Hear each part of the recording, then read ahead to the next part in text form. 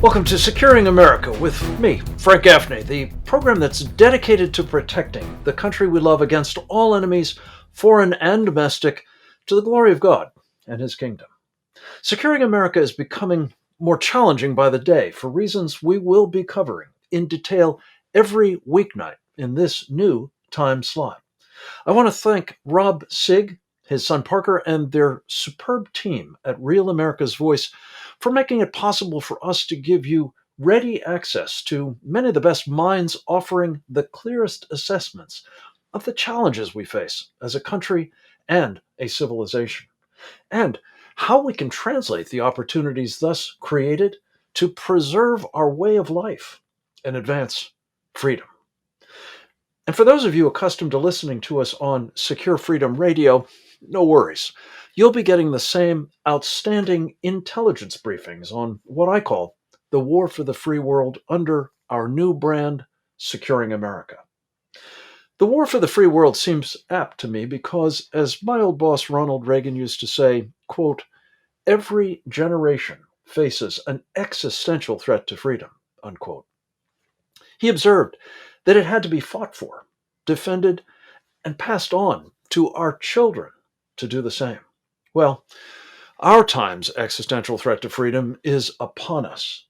In fact, today we face an unprecedented array of adversaries, both foreign and domestic, who seek nothing less than the destruction, on our watch, of what President Reagan correctly described as the last best hope of mankind, the United States of America. These adversaries are relentlessly waging unrestricted warfare, including the spiritual kind, to take America down. Should they succeed, Judeo-Christendom, Western civilization, and what's left of the free world would be unlikely to survive. Consequently, we are fighting for the highest possible stakes, and that makes our conversations with you incalculably important as we expose and analyze such threats and discuss what we must do about them. I think of this program as a kind of owner's manual for protecting our country, with a special emphasis on what you can do to help securing America. There are just a few examples that I want to go over with you about what we're up against and will be addressing with your help. Russian dictator Vladimir Putin is destroying Ukraine, a nation that is, whether we choose to acknowledge it or not, a part of the free world. True, it's not a member of NATO, nor part of the European Union, and it may suffer from corruption, as do most other nations, especially Russia. But no nation will be safe, including ours, if tyrants around the world are emboldened to act on their respective aggressive agendas by seeing Putin literally getting away with murder. That is especially the case since Putin's goal is not simply to conquer Ukraine, he seeks to dominate Europe. His threats to do so with force are increasingly backed by the capability to act on them. But even in the absence of further violent Russian attacks on, say, the Baltic states, Poland, Romania, or other NATO nations, Putin is intent on dominating the continent by exploiting its growing dependence on his country for energy. It is in our vital interest and ability to help counter that strategic peril. Meanwhile, China's dictator Xi Jinping has been watching closely how his ally Vladimir Putin fares with the invasion of Ukraine and the costs it entails, as he contemplates pulling the trigger on aggression of his own against Taiwan, either through non-kinetic coercion or actual force. If Putin succeeds in destroying Ukraine and ending its sovereignty, you can bet that Xi will feel irresistibly tempted to do the same to the Taiwanese and their de facto independence. If the Ukraine crisis teaches us anything, it is that every effort must be made to deter invasions before they happen, rather than applying punishments afterwards in the hope of limiting the damage. Unfortunately, deterrence of a Chinese attack on Taiwan is being undermined by arguments advanced to date against resisting Putin and his invasion. One nation that is no longer willing to wait to see how Ukraine plays out is Iran. It has carried out several attacks using ballistic missiles whose warheads landed in close proximity to the U.S. consulate in Erbil, Iraq. Such behavior makes completely unacceptable the further maniacal pursuit by the Biden administration of a nuclear agreement with the mullahs. This project proved to be a fool's errand during the Obama years, and with many of the same people leading the charge under both presidents, no good has come of it this time around either. In the process, however, billions of dollars have flowed to Tehran. Of course, neither those bribes nor the multilateral diplomacy that spawned them has translated into an actual end to the nuclear threat from Iran's regime. To the contrary, it is assiduously working to put into place all of the elements for a deliverable nuclear arsenal, from advanced centrifuges, ballistic missile developments and tests, and presumably underground nuclear experiments, thanks to Iran's friends in North Korea. If, as a result, the Ayatollahs do not already have nuclear weapons that are good to go, they surely will in the very near future. In short, we live at the moment in a world of hurt, especially if Vladimir Putin is seen as succeeding with his plan to use force to impose his will on Ukraine. Still, other rogue regimes, perhaps including Kim Jong-un's in North Korea, the Pakistanis, the Taliban, Turkey, and the growing cohort of communist governments across Latin America, will probably be tempted to exploit the Biden team's evident weakness and irresolution to their respective benefit. We can hope that the invasion of Ukraine and the mugging by reality that it has entailed for a lot of nations, especially in Europe, will jar them into adopting the sort of robust war footings we must get on. If that happens, and if vigorous American leadership practicing Reagan-esque peace through strength is once again forthcoming, we just may be able to defeat our time's array of existential threats to freedom. The alternative is clearly unacceptable. Should we fail to overcome the combined malevolence, violence, and spiritual warfare now abroad in the world, we may well be condemned, as President Reagan warned, to, quote, telling our children and our children's children what it was like to live in the United States when men were free, unquote. That must not be our fate. We hope you will join us each weeknight, resolved to fight with the vision, tenacity, and courage of those who came before us, and bequeathed to every American our legacy of freedom, so that we will pass it on to the next generation to do the same. I want to welcome now Dr. Stephen Bryen, the former Deputy Undersecretary of Defense. He's been a congressional staff member and a defense contractor. He has been of late our senior fellow at the Center for Security Policy, and he's one of the brightest guys I know on a whole host of issues involving our national security. Steve Bryen, it's good to have you with us. Welcome back. Nice to be with you, Frank. I want to start, if I could, very quickly, we've only got a minute or so before we have to take a short break, by just asking you, looking at how the Biden administration is conducting itself, Steve, vis-a-vis Iran, in the throes of endless humiliations that they've been dishing out to us, and not least now, firing missiles in very close proximity to our consulate in Erbil, Iraq. Can they construe what we are doing as anything but just absolutely abject and contemptible groveling to get a deal? And if so, what can the possible good of it be? Well, the Biden guys are very anxious, that's an understatement, to make a deal with Iran. I mean, they pledged to do it before they were elected. Hold that thought, because that's exactly where we're going to pick up right after this.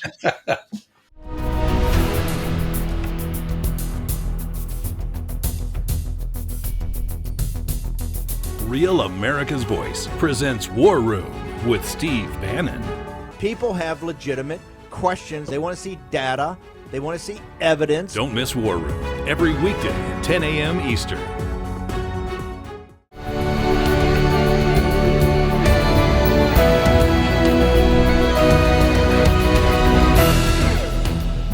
We're back, and after a very brief comment by Steve Bryen, we're going to pick up on the thought that the Iranians are not going to behave as we hope they will. Steve, I'm sorry to have had to interrupt you, but pick up where you left off. Well, the administration has pledged to make a deal with Iran. They're very anxious to make a deal. They want to lift the sanctions. They even want to lift the sanctions on the Revolutionary Guard. I mean, the terrorism designation, for example, take it off. I mean, they're absolutely hell bent on doing this, even though everyone tells them, I think correctly, that this deal is a bad deal. And no matter what it is, it's a bad deal because Iran's nuclear program is already pretty far advanced. And there's nothing in it, as far as we know. We haven't seen the details yet, but there's nothing really that's going to change it. They're going to stay with that program, the nuclear program. So, and that's really the key point. The administration keeps saying that we have to do a deal because an Iran with nuclear weapons is just unacceptable. But the point is, no matter what they do, how much they grovel, how much they make concessions, if the Iranians aren't actually going to give up the bomb, all you're doing is further increasing their appetite to have it and to wield it, quite possibly against Israel and even us. And that leads to this question. So what do we do, Steve Bryen, about this Iranian threat that will have better results than the course that this administration is on? Well, let's take the bombing yesterday of Erbil as an example. They sent 12 Fateh 110 missiles. They're pretty good sized missiles. They carry a 500 kilogram warheads fired at our consulate, which they claim was an Israeli Zionist operation.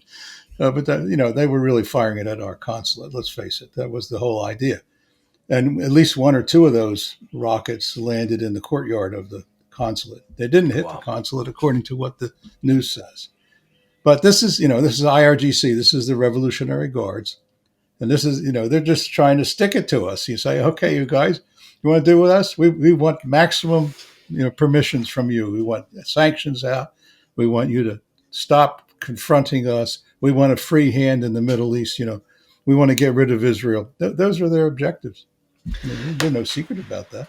Yeah, there's no secret about it. And it just makes all the more crazy making, really, what the administration is doing. It's irresponsible. Constantly I think appeasing. It's appeasing, but it's worse than appeasing. It's conceding. It's conceding territory. I mean, it's basically saying, okay, Iran, you can dominate the Middle East. You can dominate Iraq. You can dominate Saudi. You can dominate UAE. I mean, it's absolutely concessions. It's appeasement in the purest sense of this terrible country, terrible leadership of a country. And one of the upshots of it, Steve Bryen, is it not, is that countries, and you mentioned several of them, notably the Saudis, are simply now making a separate peace, if not directly with Iran, with Iran's most important sponsor. Oh, no, but they've been negotiating with Iran. Yeah, but they're two different things in a way. I mean, they have been negotiating with the Iranians, except that yesterday the Iranians called off the negotiations because the Iranians are feeling stronger and stronger. They don't have to give anything away. Right. If they have U.S. permission to do what they want, then that's what's going on here. Yeah. The Saudis also are dealing with the Chinese because they don't trust us. That's the point. Particularly for important weapons. So they bought and have bought for years large ballistic missiles from China. Right. But they may be buying other stuff, especially air defenses, especially aircraft. I mean, they just don't think we're reliable. Right. And we're not. And they may be selling oil to the Chinese as well, I would reckon. So, Steve, when you look at this... Oh, yeah, but that's always been true.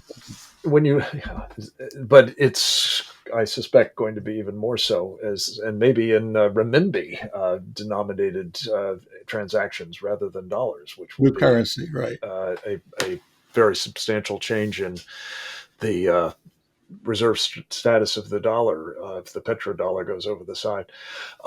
Steve, let me pivot to another problem that we're also facing that the administration seems to me to be making a hash up of, and that is Ukraine. I'd be interested in your thoughts as to both the likelihood that the Russians will finish the job more or less with impunity, crushing Ukraine, and that the message being sent to others around the world will be, again, more in the nature of make separate pieces. What is your sense of what's happening there at the moment? And as importantly, what should we be doing now, do you think? Well, I mean, let's start at the beginning. I mean, both the United States, which has some culpability in this mess, and NATO, the NATO countries, signaled right at the start, even before the invasion, that we weren't going to do anything about it. So the Russians immediately knew they had a pretty much free hand. So that was a mistake. That was a huge You're not going to mistake. do anything about it, meaning militarily engaging with them. We weren't going to answer it militarily. I mean, we were not going to take any action to stop the Russians from invading Ukraine, because we just didn't think we could do anything about it. I mean, that was apparently the logic. But I remember when the British said we wouldn't, and we said we wouldn't, and NATO said they wouldn't. The head of NATO. So I mean, this is a free pass to Putin. Now, the second part of your question was, what about the outcome? The Russians can stay there as long as they want, but they're going to continue to lose people, and their economy is going to continue to sink into the mud. I think the Russians are prepared to negotiate now. You do. Haltingly, but I think Putin's coming around to that point of view. And what are the terms likely to be? Well, I think that as far as the Ukrainians are concerned, they're going to have to give up the Donbass area, which is Luhansk and Donetsk, which anyway was a foregone conclusion. They're going to have to admit in some form that Crimea belongs to Russia. They're going to have to agree no NATO. I think that's an absolute requirement. And probably they're going to have to make some changes in the size of their military and how they operate, where they locate, that sort of thing. A kind of not demilitarization exactly, but lowering the conflict threshold from a Ukrainian point of view in exchange for something from the Russian side, which would be to pull the troops back, far back, and not threaten Ukraine in future. So I think there's a basis for it. It's up to Putin now. I mean, Zelensky has signaled now that he's finally willing. Finally, I think what's happened here, to be completely honest, is that Zelensky has given up on Washington. He has reached the point where he realizes that he's not going to get enough help from Washington to stay in the war, and that he can't believe what Washington's telling him. And I think he's right to understand that. I'm sure the Israelis told him that, because they know very well. And I think that therefore Zelensky's ready to negotiate. Putin, the Russians said this morning that they are starting to think about seriously winding this thing up with a negotiation. But it's going to have to be at a very high level. And one of the critical issues here is Putin's health and whether he's capable of meeting with Zelensky and outside of Russia, or whether he's willing to take that risk. Yeah. Steve Bryen will be watching this closely, as will you, I know. The terms seem to be pretty draconian. The damage that's been done to Ukraine has been extensive and will likely become even worse in the days to come as these negotiations, if they do take place, progress. I hope that this will come to an end quickly and that there will be something left of Ukraine by the time it's all done. Steve Bryen, thank you for your insights on this as on the other of Iran and so much more. We'll look forward to consulting with you often in the days ahead here at Securing America. The Enemies Within with Dr. Scott Powell right after this.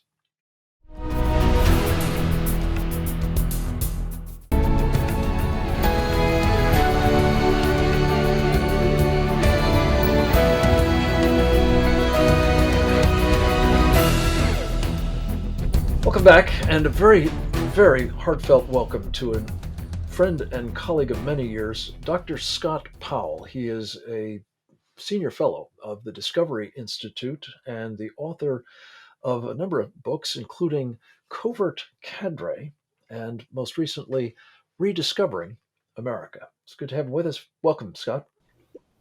Frank, it's a pleasure to be with you and your audience. Well, the pleasure's mine, and I wanted to ask you to talk about something that's weighing on me a lot, and I think on a lot of our audience as well, and that is the growing evidence that what we are confronting in our own country, domestically, our policies here, as well as foreign policies, certainly seems as though it's a, well, wrecking operation on the part of the Biden administration. I'm mindful of a number of different examples of it, ranging from Afghanistan to the border to inflation and the de-dollarization initiatives underway at the moment, as well as not least what's happening in Ukraine and also what's in prospect with respect to Iran.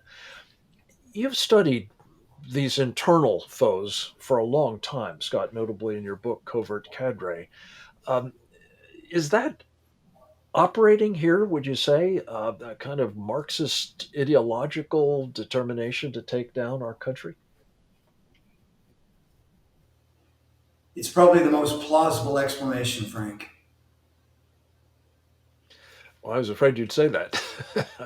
um, the other explanations for it, I guess, are simple incompetence or senility of the president himself. But obviously, something more.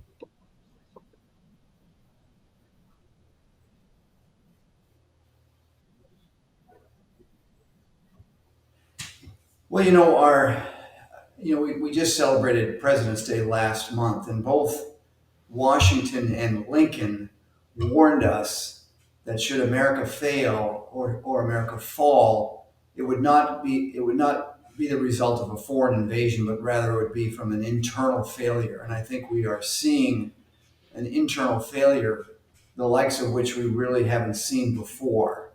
So there has to be an explanation for it. And I do think that there's an ideological explanation, and then there's the human there's the carrying out. But it is almost impossible to think that we would have all of these failures really of policy and not have a plausible behind the scenes explanation, because it's not, we don't, no one's saying why this is happening, Well, but it's happening right before our very eyes. it certainly is, and it certainly seems to be intensifying rather than getting better as people like us are beginning to point out in earnest that something is seriously wrong. And I think a lot of Americans, again, have a gut feeling that that's the case, but aren't able to put their finger on why. Scott, you mentioned two of our most illustrious presidents. I know that a big part of your analysis in Rediscovering America is to draw on their experiences and the most important holidays of our country to both take inspiration for how great a country this is and why we don't want to lose it to enemies, well, foreign as well as domestic. Give us sort of a flavor of the main thrust of your findings in this regard. Well, there's been no country in human history like America. There have been other states of cultural achievement, virtue, and efflorescence. Countries that come to mind, or city states that come to mind, would include Athens under Pericles, Florence under the Medicis, Britain under Elizabeth and Shakespeare's time. These were clearly nation states, city states of virtue, but none of them were formed as America was. America is the first and really only country in human history that was founded on ideas and principles. And those ideas and principles were expressed in the Declaration of Independence. So this is very powerful. We have a very powerful nation because of those ideas. And to the extent we lose our connection with those ideas, or we don't carry those ideas out in everything, both domestic policy and foreign policy, then we lose the moral power of our nation. And that's what's happening right now. We have lost our moral power because we've departed from the principles of our founding. I think it's fair to say, Scott, and again, you have studied this closely, notably back during the Cold War when you documented an outfit called the Institute for Policy Studies, beavering away at sort of advancing this Marxist agenda. It's, as the communists used to say, no accident, comrade, is it, that we've seen this kind of deviation from our principles, our founding ideals and virtues? It's part of the takedown, is it not? That these It's part of the Marxists, takedown. for want of a The better Great term, are Reset. trying to wean us from all of that. Absolutely. You know, the so-called Great Reset is really the great takedown of America. Right. And the really Great the Reset, origins Scott, of this. yeah. Go ahead. Yes, the origins of this could be traced, of course, back to Marx and the philosophers that he drew from, Hegel and others. But really, the momentum for this takedown of Western civilization in the United States really started in the 1930s with the Frankfurt School of Marxism, which came out of Nazi Germany. These scholars came to the United States. They sort of ensconced themselves at Columbia and spread out from there. But they recognized these were social psychologists. These were not traditional Marxist economists. They were social psychologists for the most part. Theodore Adorno, Herbert Marcuse, and others. And they understood that the way to take down the Western Civ, the United States, would be to work through the cultural institutions. Those would be the universities, the education, the media, the cultural institutions. So there's been a long march through those institutions. Right. And that was also, this cultural thrust of Marxism has its origins with Antonio Gramsci, who founded the Italian Communist Party. And this is really the best explanation for how we got to where we are today. Yeah, and as you say, they set up shop in Columbia University, actually in the teachers' college, as I recall, there, and they spread out through academia to march through the institutions, starting, as you say, in the universities and now down to the grade school levels. And as you look at this sort of unbroken march through our institutions, Scott Powell, what is it that has proven to be the most effective antidote to it? Is there any that we can sort of rally around to try to prevent ultimately the object of the exercise, which is the takedown of our country? Well, our founding principles are the most powerful, and they all come out of Judeo-Christianity. We were founded by very wise Christian men. We call them the founding fathers. And they understood the very principles of our Declaration and our Constitution are based on equality and those unalienable natural rights of life, liberty, the pursuit of happiness, but also a recognition in the case of the founding of the country that people are justified in revolting and rebelling against unjust rule. And so there was a moral basis for the revolution of the United States, actually, because we were moving to a higher level, if you will, a more moral society than what we were trying to break away from. Well, let me ask you, Scott, we've only got 2 minutes left. Map out for us what, in light of these efforts to essentially fundamentally transform our country, as Barack Obama used to say, or simply take it out, as the Chinese communists and their United Front work department operations, including those inside our own country, clearly seek to do. What is your recommendation in terms of how we can apply these founding principles and virtues to defeat such enemies within and save our country?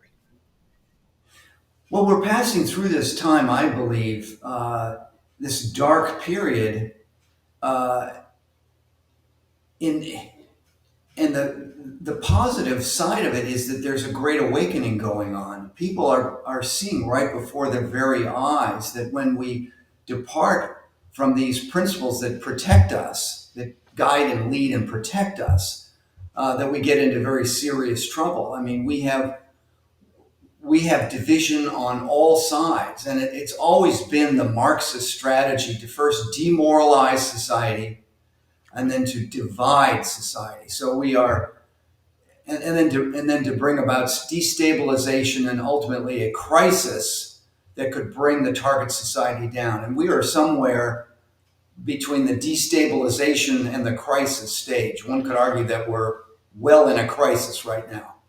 So that's a diagnosis of the problem, and I guess the answer is that we need to get back to first principles, back to rediscovering America, as you put it in your book, and to the principles that have served us so well over so many years. If we do that, I think we'll be okay. Next up, Bradley Thayer on the Chinese Communist threat.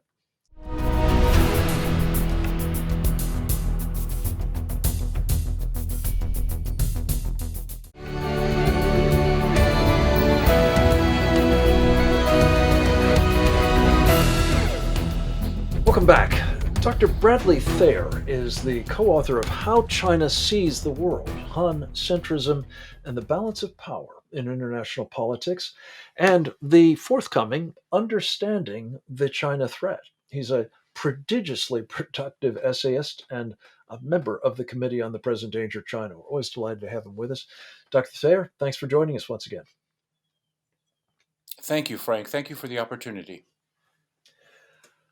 Let me start by asking you about how Xi Jinping, the dictator of China, sees the threat or opportunity, if the case may be, with respect to Ukraine.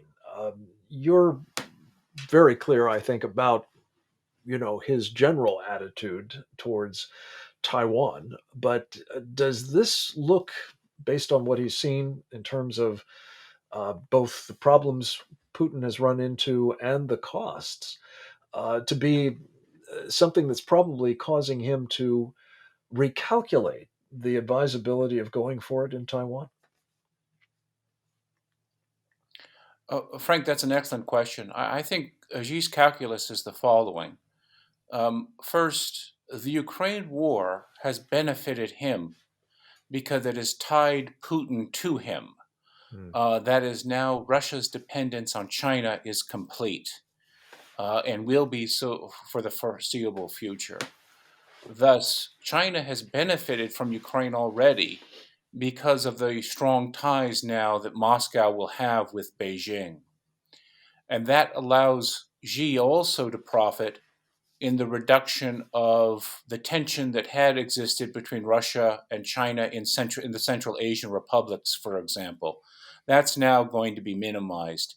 Russia will also help China with intelligence cooperation and, of course, with Russia's formidable nuclear capabilities, tactical as well as strategic capabilities that the Russians possess.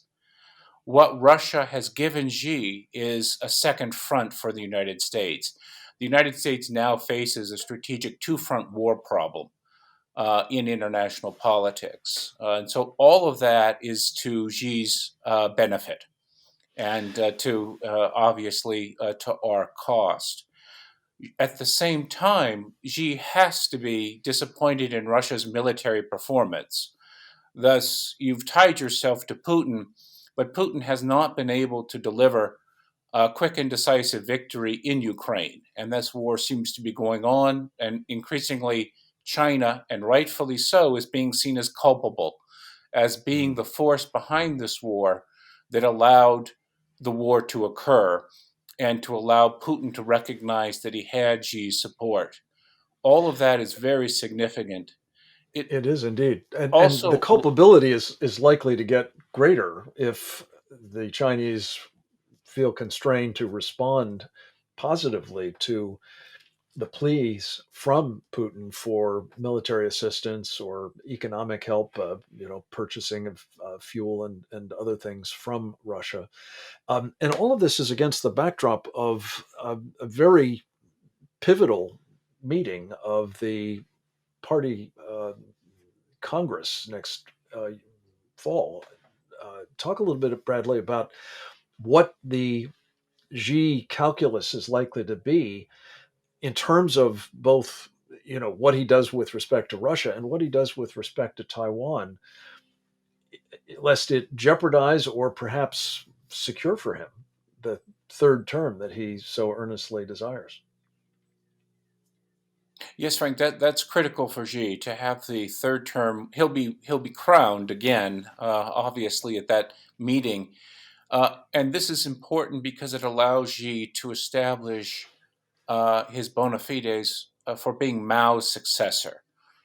So Xi sees himself as a leader akin to Mao, and in fact greater than Mao, which is of course saying something in the context of the Chinese Communist Party. It shows It his is. ambition. It shows really how detached from reality he is in terms of his designs and um, his ambitions in international politics. I think with respect to Taiwan, this is critically important. There are two major points there. First, we should always recognize that China could attack Taiwan at any time. And we should always be aware of the fog of peace. That is, because China did not attack yesterday and did not attack today, that they will not attack tomorrow. So we always want to be aware of that. An attack could occur at any time, a limited attack or a total a major operation against Taiwan. Secondly, critically, I don't believe he's going to move against Taiwan until he's confident of victory. And this gives us a very important window of opportunity. I don't believe he'll move against Taiwan until he recognizes that he can't, unlike Putin, that his operation against Taiwan will be overwhelming, it'll be quick, and it'll be decisive. And Taiwan will fall into his grasp. This gives the United States, the West, and its supporters around the world the opportunity to reinforce Taiwan, to begin to make explicit our commitments to Taiwan, begin to provide the military capabilities in every respect, air, land, sea, of course, with respect to giving Taiwan the capability to robustly defend itself conventionally in cooperation with the U.S. alliance, with the Japanese alliance, the Indians, the Australians as well can play major roles with respect to defending Taiwan. We need to do this, Frank, because we have this two-front war problem. Mm-hmm. We're now locked into confrontation with Russia, and we're locked into confrontation with China. And we have an opportunity to rapidly reinforce Taiwan at this point, and we must seize it. You've laid out very nicely the calculations. But if any lesson's been learned from this Ukraine business, it seems to me it has to be that we want to deter a war rather than have it waged with devastating effect. And most especially, that the way to do that is to make absolutely clear to the prospective aggressor, in this case, China, that we will come to the aid of Taiwan in this case, and we will make it as hard a target as we possibly can in the meantime by ensuring, as you said, Bradley Thayer, that it has the capabilities, the Taiwanese government, that is, has the capabilities to maximize the harm that would befall the Chinese if they do threaten them. Brad, we're going to be right back with more on the other side about what else should we be doing to resist engagement. right after this.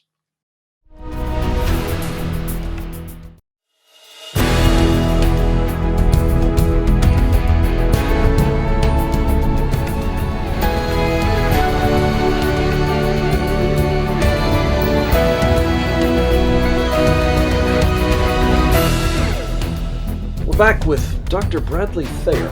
He is a member of the Committee on the Present Danger of China, I'm very pleased to say, and an enormously impressive contributor to, well, the understanding of the challenges that we're facing from the Chinese Communist Party. And Brad, one of the greatest challenges, it seems to me, is that we have done so much as a nation over the past few decades to enrich, empower, enable, and most especially of late, embolden the Chinese regime that is, it seems absolutely clear, determined to destroy this country. That would seem to be, absurd, to say nothing of monstrously outrageous on the face of it. And yet, not only has it happened in the past, it's continuing to happen today.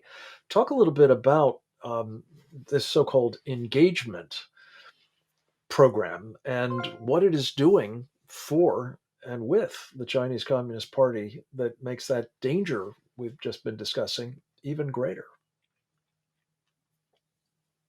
It's a profound problem, Frank, and in many respects, it's one which is unimaginable for those of us who have, as you, obviously, with your experience in the Department of Defense and elsewhere, those of us who had any type of ties to the Cold War find this situation to be alarming and grotesque simultaneously. How our enemy could intertwine himself with American society, economics, politics, with the cooperation of the American elite in every respect, business, media, academe, politics, is simply unimaginable. This could have never occurred against the Soviets. It would not have occurred against our wars against the Germans, the Italians, and the Japanese in World War II. But nonetheless, here we are. What needs to be done? What needs to be done is we need to recognize explicitly that China is the enemy of the United States. Right. And it is the most formidable enemy that we have ever faced, given its prodigious power. Its power was given to it essentially by the West, by allowing China into the Western economic ecosystem where it flourished, where it used its wealth to buy influence and to essentially allow its tentacles and its tendrils to influence every aspect of almost every aspect of the United States political system, economic system, financial Yes. system, as you have documented time and again. So, what do we need to do? Educate the American people that this is an enemy, but also, secondly, importantly, leadership is necessary. To call attention to the fact that it is an enemy of the United States and must be dealt with as such. Thirdly, there has to be accountability. How did this happen? Who got rich from this situation? How is it that they were able to profit from the rise of our enemy and assist its rise to the point where it can be a direct challenge to American national security interests abroad, but also American society at home, where China has waged chemical warfare through fentanyl and other activities, economic warfare against the United States, ideological warfare against the United States in the homeland as well as abroad. These steps are necessary to undertake in order to bring about the recognition that this threat is real, it exists, and it must be dealt with. America can defeat China, but what is necessary, first of all, to recognize that it is an enemy and to have the leadership to pull us into the right the recognition that in fact it is, and to develop the right responses and strategies to do so. So This is those are this is measures. really, yeah, an important sort of program of action. But you're so right, Brad Thayer, that it starts obviously with understanding the nature of the problem you've got. But beyond that, what do we do to unwind what's been described by, among others, Peter Schweitzer in his new book Red Handed as elite capture? You've talked about it. You've talked about accountability being required. That would seem to be the minimum needed. Doesn't there have to be some cost to those who engage in this? If not those who have done so to this point, certainly anybody who persists in it. Because as far as I can tell, Brad, people like Larry Fink on Wall Street, Ray Dalio, Steve Schwartzman, and others in the financial world, their counterparts in big tech, the big box stores for that matter, are determined to continue. Some say that, well, if it's illegal, they will stop, but they are doing everything they can, part of the elite capture, as you know so well, at the bidding of the Chinese Communist Party to lobby against any action that would make it illegal to be supporting our mortal enemy, the Chinese Communist Party. So, how do you see us unwinding the elite capture problem and penalizing those who might persist in engagement in the face of what we've learned about the dangers that it entails? We have to have leadership, Frank, and the fact that we do not have it coming from the White House, and we do not have it on Capitol Hill, we do not have it in the centers of political leadership that, in fact, should identify this threat and devise solutions to address it. Because we do not have that leadership, we have to make it. Right. And as you know, and as you're leading the committee's efforts, the Mad as Hell campaign are absolutely essential at calling attention to actually the individuals, BlackRock, many Vanguard. There's a host in the financial world, Mm-hmm. more broadly in the economic world, in our media, in academia, to call attention to the individuals who are acting willingly or unwittingly as efforts to undermine the fundamental values and political system of the United States as well as our interests. So, calling attention You're so to right. these individuals, to these groups, to the recognition that, for example, retirees, their pension funds are being used to subsidize, essentially, in essence, directly the Chinese Communist Party. An Right. outrageous With situation. your money, So, folks. Brad Thayer, thanks for joining us. Come back to us again soon. I thank the rest of you for doing the same.